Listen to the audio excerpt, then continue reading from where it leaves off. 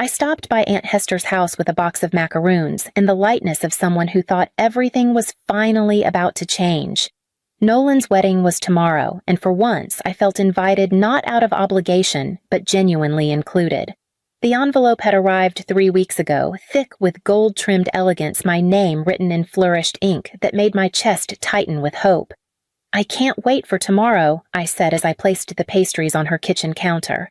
Hester, who'd been pouring tea, froze mid-motion. Her hand trembled slightly as she set the teapot down. "Selena." Her voice was gentle, but something in her eyes made the room feel colder. The wedding was 2 weeks ago. At first, I thought she'd misunderstood. I reached into my bag and pulled out the invitation, smoothing it open on the countertop. "No, look, June 15th. That's tomorrow." She stepped closer, peering through her glasses, and touched the date with the tip of her finger like it hurt to see it. "They sent you the wrong one," she whispered. "I didn't know until after. I thought you knew." The air felt too thin.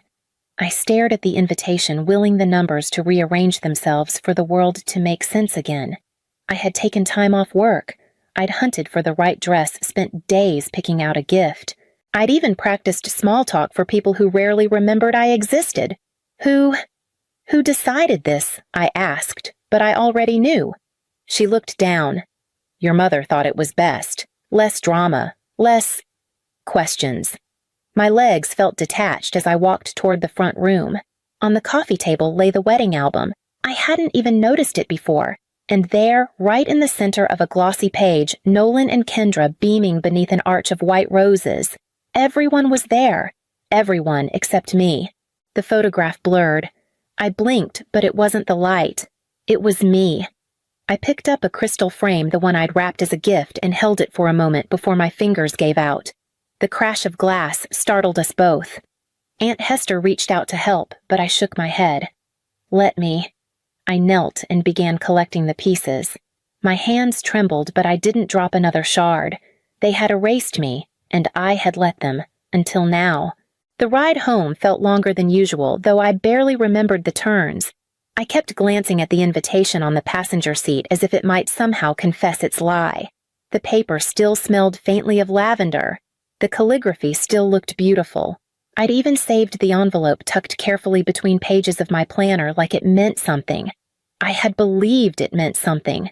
2 weeks ago, while they were clinking champagne flutes and posing beneath garlands, I was standing in front of a boutique mirror asking a stranger whether navy or plum looked more graceful but not attention-seeking. I'd gone with navy. It felt safe. It felt like me. Aunt Hester's words echoed in my head. Your presence would have made things complicated. Complicated. Not disruptive. Not unwanted. Just complicated. I knew exactly what that meant. I would have asked questions, stood awkwardly in corners, smiled too tightly, looked too successful, said the wrong thing with the right intention, and most of all, I would have reminded them of the truth that I existed and that I remembered. This wasn't the first time. Just the first time they'd left a receipt. The Thanksgiving I wasn't invited to because there wasn't enough room at the table. The text about a family beach trip sent 3 days after it happened. The forgotten birthdays, we thought you were working the emergency calls only when someone needed a check signed. It had all built slowly, politely, with just enough deniability to make me feel dramatic if I ever dared question it. I thought of the dress still hanging in the hallway closet, tags on. The gift wrapped in white and silver paper waiting by the front door. I'd even bought ribbon. I picked up my phone and opened the family group chat. It had gone silent since the wedding. Photos were probably in private threads now, away from prying eyes. I didn't type anything. I just stared at the screen, then closed it. I didn't want explanations. I wanted distance. The next morning, I woke early, made coffee, and started my car. I had somewhere to be. Their driveway was as spotless as ever, the hedges trimmed to geometric perfection, not a leaf out of place. I parked and sat for a minute, hands resting on the wheel, watching the shadows shift through the living room window. My mother's laugh floated outside, light, rehearsed, unmistakable. Inside, they were gathered like nothing had happened. My father reclined in his favorite leather chair, feet crossed, a tumbler in hand. Nolan stood beside the fireplace holding a wedding album like it was a trophy. My mother was curled on the couch in her cream cardigan, sipping something from a crystal glass. No one looked up when I opened the door. 3 more steps, and they finally noticed. My mother blinked as if I'd interrupted a thought. "Selena," she said. "Not surprised, not apologetic, just annoyed." "The wedding was 2 weeks ago," I said. "You sent me the wrong date." "We needed one peaceful day," she replied, like that made it justifiable. Nolan didn't even flinch. "You always ruin things," he said flatly. "Drama follows you." I looked around the room. The chairs were full. The table cleared of the centerpiece I'd shipped to them last month. The album opened to a page where everyone smiled without me. "You didn't even think I'd show up," I said. "You made sure I couldn't." My father rubbed his forehead but said nothing. That was his contribution, silence as always. I didn't cry. I didn't shout. I just looked. At the photos. At the chilled drinks. At the ease of their joy without me. "You can keep pretending I'm the problem," I said, stepping back toward the door, "but you'll never be able to say you didn't know what you were doing." No one followed me. I closed the door gently behind me, not because they deserved grace, but because I did. Back in the car, I sat for a long time before turning the key. I memorized everything: the way the sun hit the bay window, the smell of cut grass, the sound of their laughter floating past the glass. They had written me out. I finally saw that. And this time, I wouldn't ask to be written back in. I opened the cabinet in my home office, reached behind the stack of quarterly reports, and pulled out the slim blue folder. The deed was inside, along with notarized documents, tax filings, and copies of repair receipts dating back 5 years. I'd kept it all: every transfer, every invoice, every legal signature. Not for revenge. Just because I was the kind of daughter who documented what others forgot. The Lake Villa had always been their pride piece. In the family for generations, my mother loved to say. She failed to mention that she'd signed over her half to my holding company during one of Nolan's business emergencies, when the restaurant imploded and he needed capital fast. They all assumed I'd forget, or worse, that I wouldn't matter. I sent a message to Jenna to prep the withdrawal paperwork and set up a meeting. Then I drove back to their house, this time not to plead but to clarify. My mother answered the door, still wearing that practiced expression she'd used on teachers and realtors for years. Back so soon, I walked past her, laid the folder on the kitchen counter, and flipped it open. "You don't own the villa," I said. "You signed it over in April 2019. It's been mine ever since." She glanced down and gave a little laugh. "You're being dramatic." That was a formality. Everyone knew the intention was temporary. "No," I said. "You assumed I'd never bring it up. You counted on me staying quiet like always." My father stood behind her, arms crossed. Nolan wasn't there. Convenient. "I've also closed all co-signed loans, separated the accounts, and canceled the standing payments I added." My mother scoffed. "Your family. It's your obligation. Not anymore." I picked up the folder, slid it back into my bag, and turned toward the door. "You've changed," she said behind me. "No," I said without turning around. "You just never thought I'd stop apologizing for existing." When I got back into the car, Jenna's text was waiting. "All set. Let's meet Tuesday." I replied with a single word: confirmed. Jenna and Thomas sat across from me at the conference table, their laptops open, files stacked with practiced precision. I'd worked with both of them long enough to know they wouldn't waste time asking how I was. They knew better than anyone that this wasn't about emotion. Not anymore. Thomas started with the accounts. "We've identified 4 co-signed loans, 3 joint investments, and 2 open revolving credit lines still under your name." "All closed," I said. He nodded, clicking through tabs. "We'll also reassign all automatic payments to the trust account. They won't have access going forward." Jenna slid a folder toward me. "This is the draft for the restraining order. Emotional harassment, financial coercion, hostile conduct. The wedding incident will help contextualize the pattern." I signed without flinching. When they left, I stayed behind. The office was quiet, no phone calls, no emails, just me and the hum of my laptop screen. I opened a blank spreadsheet and titled it family transactions, unreturned. Line by line, I filled it in. $8,700. Nolan's restaurant loan, $3,000. Property tax advance for Lake House, $450. Emergency dental work for dad never repaid, $2,400. Surprise anniversary party I funded entirely. Each entry came with a date, a memory, a moment I'd said yes when I wanted to say no.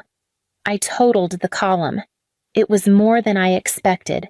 Somehow seeing it there in black and white made everything feel clearer. It wasn't about the money. It was about how easily they'd taken and how quietly I'd given. No more silence. I created a second sheet. Emotional incidents, pattern of exclusion.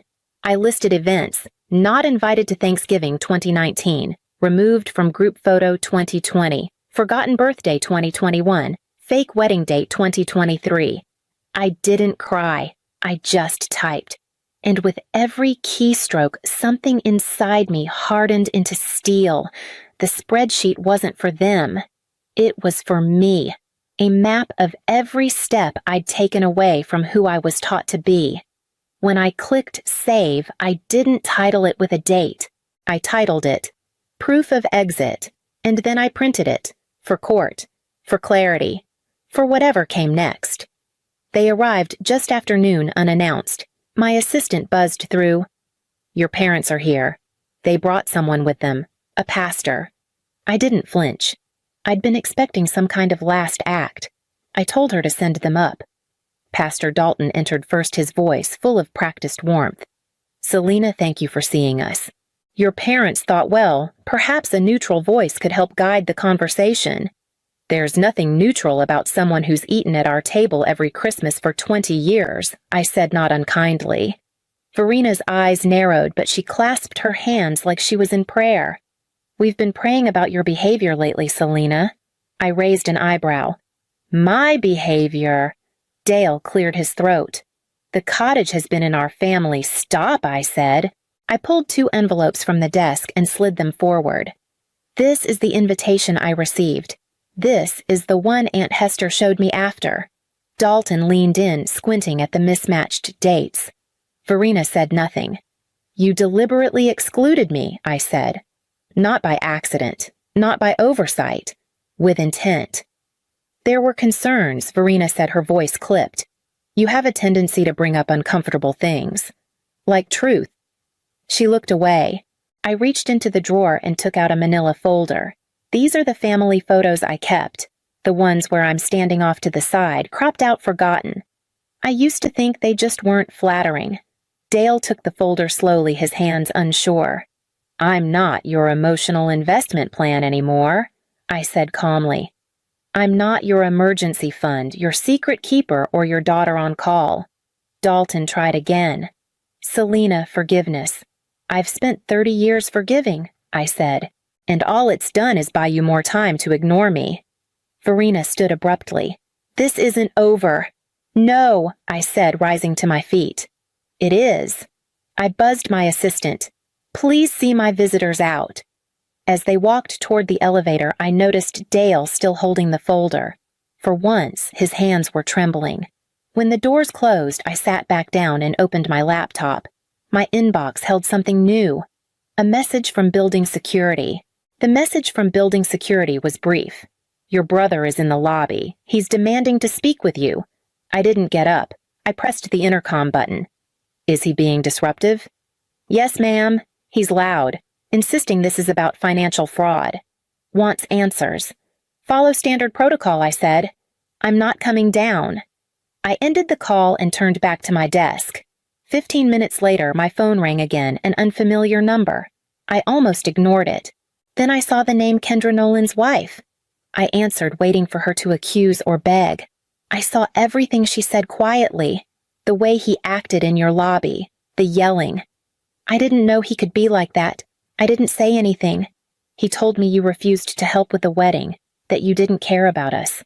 But you never even knew when it was happening, did you? No. She exhaled, shaky. I'm sorry. I should have asked more questions. I looked out the window. She was probably somewhere nearby watching the building from her car. Still married, still figuring out what kind of man she'd tied herself to. She paused. I recognized the look he had today. My dad used to get that way, right before the worst parts. I closed my eyes for a moment, unsure whether I was speaking to a potential ally or just another person afraid of the truth. "Thank you for calling," I said. "I don't know what I'm going to do," she whispered. "You'll figure it out," I told her. "We all do." When the call ended, I stayed still for a long time, wondering whether to build another wall or leave space for one small bridge. Aunt Hester showed up at my office carrying an old leather case that looked like it hadn't been opened in years. She didn't say much, just placed it on the table between us and said, "I think it's time." Inside were dozens of printed emails, text message screenshots, and handwritten notes, some of them in Verina's unmistakable cursive. Requests for money, masked as updates. Plans for parties and trips that carefully avoided telling me. Instructions like, "Don't mention the repairs to Selena, she'll offer to pay again." And worse, "Tell her it's just a little help for Nolan. She doesn't need to know about the boat." I didn't cry. I read. Slowly, carefully, one document at a time. When Jenna arrived that afternoon, I handed her the folder without a word. She skimmed a few pages, her jaw tightening. "This is excellent," she said, her voice cold and focused. "It strengthens our position on every front." The next morning, the court confirmed it, restraining order granted. Clear pattern of financial and emotional harassment. They couldn't come within 500 feet of my office or home. I stared at the email from the judge's clerk, the formal language ringing louder than any apology I'd never receive. For the first time, the weight of proof did what years of effort never could. It built a wall no one could cross with guilt or denial. That night, I locked the folder in my fireproof cabinet. Not because I needed to revisit it, but because I finally didn't. The truth was no longer something I had to carry. It carried itself now. The notice went out on a Monday. 30 days to vacate the villa. Official notarized, impossible to ignore. Jenna made sure of that. By Thursday, the family chat was quiet. Then came the whispers. Aunt Lorna canceled lunch with my mother. Cousin Drew pulled out of their annual lake weekend. Grandma's best friend left Verina's invitation unanswered for the first time in 20 years. It was slow at first, then steady, then unmistakable. People had seen the cracks. They just needed permission to acknowledge them. Meanwhile, Nolan's job quietly dissolved. The company restructured and he didn't land in the new org chart. His marriage, barely a month old, was already showing strain. Kendra stopped posting pictures, then stopped tagging him. When the letter arrived, I knew it was my father's by the handwriting. Block capitals, every line measured like he was still drafting blueprints. It wasn't forwarded through Jenna. It was sent directly to me. No return address.